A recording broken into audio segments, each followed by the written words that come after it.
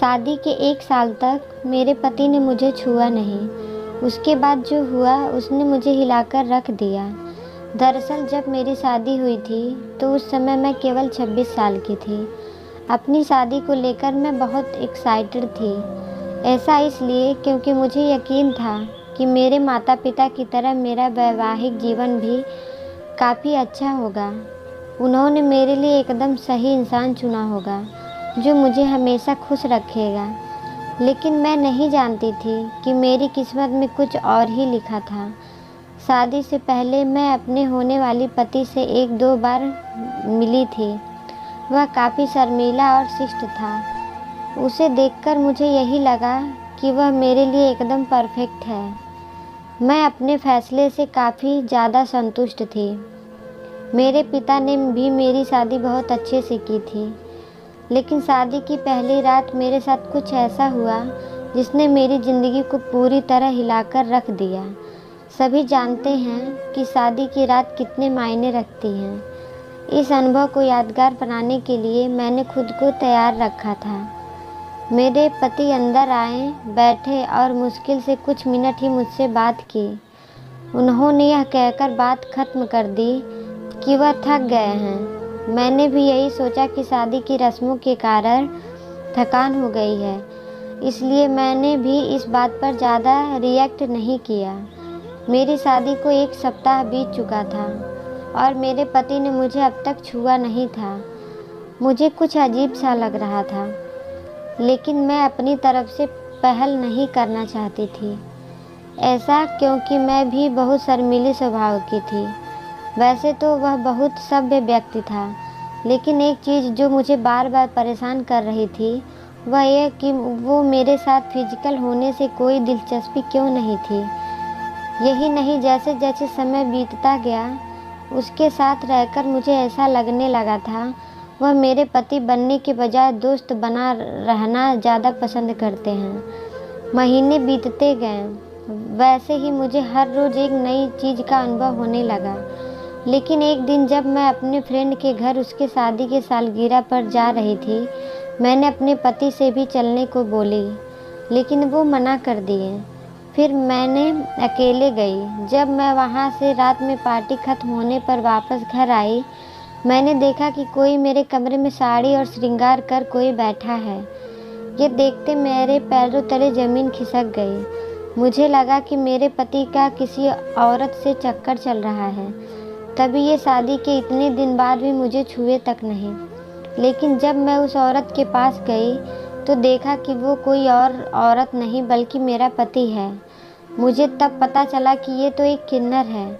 मैं चिल्ला चिल्ला के रोने लगी। ये मेरे साथ क्या हो रहा है?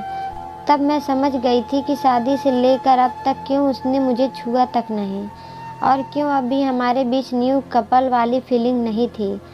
ऐसा लग रहा था कि शादी करना और इसे बनाना रखना उसकी मजबूरी बन गई थी। मैंने कभी उससे शिकायत नहीं की। ऐसा इसलिए क्योंकि वह बेहद नेक दिल और दयालु इंसान था। मुझे उसके साथ किसी तरह की कोई दिक्कत नहीं थी। लेकिन इसके बाद भी मुझे लगता था कि मेरी शादी में कुछ कमी थी। हमारी शादी को 1 साल बीत गया और हमारे बीच छोटी सी बात को लेकर झगड़ा हो गया, जो वास्तव में गंभीर लड़ाई में बदल गया।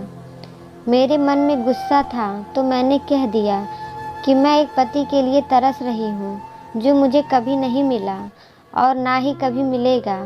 जैसे ही मैंने ये शब्द बोले, मेरे पति एकदम से चुप हो गए और बिस्तर के किनारे पर जाकर बैठ गए। मैंने जब उन्हें रोता हुआ देखा तो मैं चुप हो गई। मैं दंग रह गई। ऐसा इसलिए क्योंकि मैंने आज तक उन्हें मेरे सामने कभी इतना कमज़ोर होते नहीं देखा था। मैंने उन्हें परेशान देख दिलासा दिया।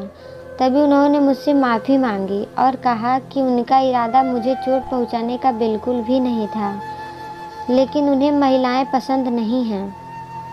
मैं कांपते हुए अपनी जगह पर खड़ी हो गई। उन्होंने कबूल किया कि वह समलैंगिक हैं। मैं कुछ समय नहीं पा रही थी। मैंने फिर पूछा कि आप समलैंगिक हैं, तो उसने मेरी तरफ देखा और कुछ नहीं कहा। मैं यही सोच रही थी कि मेरी शादी बस एक दिखावा थी, मैं बिस्तर पर चुपचाप लेट गई और हकीकत से भागने के लिए सोने की कोशिश करने लगी। लेकिन मैं अच्छे से जानती थी कि यह सपना नहीं है। मेरे पति पुरुषों को पसंद करते हैं, मुझे यह बात हर हालत में स्वीकारनी थी।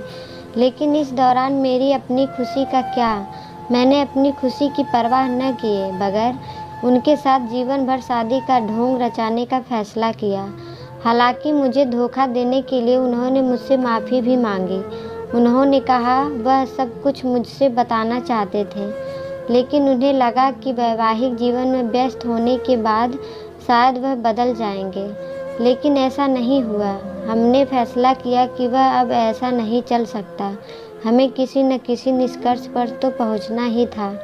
ऐसे में हमने तलाक की अर्जी दायर की, जिसकी वजह से हमारे परिवार के बीच संबंध खराब हो गए। लेकिन मेरे और मेरे पति के बीच दोस्त के रूप में रिश्ता बहुत मजबूत हो गया है। मैंने उन्हें समझा और उनकी भावना की कद्र की। वह चाहते थे कि मुझे ऐसा व्यक्ति मिले जिसके साथ मैं हमेशा खुश रहूं। हमारा यह कदम उन बंधनों से मुक्त करने के लिए ज़रूरी था जो हमें दुखी और अधूरा शादी में जोड़े रखना चाहते थे। लेकिन मुझे खुशी है कि हमने समाज की परवाह नहीं की, बल्कि अपनी खुशी के बारे में सोचा। सब कहूँ तो आज मैं बेहद खुश हूँ। ये कहानी अच्छी लगी हो तो लाइक करें, अपने दोस्तों के साथ शेयर करें और हमारे चैनल पर नए हो तो हमारे चैनल को सब्सक्राइब ज़रूर करें। वीडियो देखने के लिए आपका धन्यवाद।